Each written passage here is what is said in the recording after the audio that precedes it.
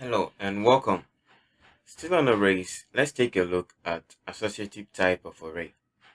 These are arrays that use named values or keys that you assign to them. There are several ways of creating them. So the first way we will take a look at is first we type the array name, which is fruits. Then we have the array keyword. So the example I will assign is I'll assign names and then have the number of fruits each person will have. So I'll use my name as the first one, and then we have the arrow, which is written as equals and greater than. And the number of fruits I want to assign is 4. Good. So that's the first one. Let's put a comma. And the second one is our input AMA. And AMA will have, I'll put none for this. So this value is an integer type, and this value is a string. Now let's echo out the number of fruits that AMA got. So do echo, and then followed by the variable name, and then square bracket. So I'll then type the string of AMA because that's what's holding the value. Good. Let's save this and reload.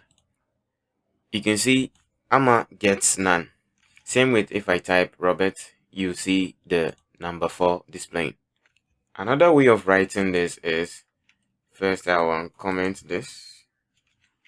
I'll comment this and then the array name, which is fruits, and then we'll type it outright using square brackets. So the first one, I want to use my name just like we did in the previous example, and now we have our equals, so I'll put 4. Same way, same array name, and then brackets, I'll put AMA, and then I'll give it a value of none. So this is the same way but a different style of writing it.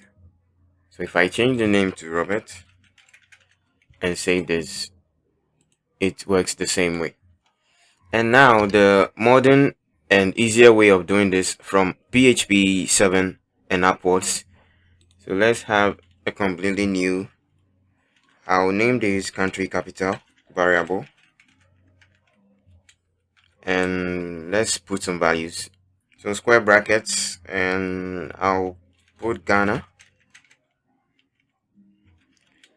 followed by the arrow. So the value I'll give Ghana is Accra because that's the capital, and followed by, let's use USA. USA is DC, right? So Washington. So now when I echo the country capital, and the value I put into this is USA, and I save this, when I reload, you can see we have Washington. So you could tell this method is much cleaner and easier compared to the two we did above. Alright, let's move on to the next lesson.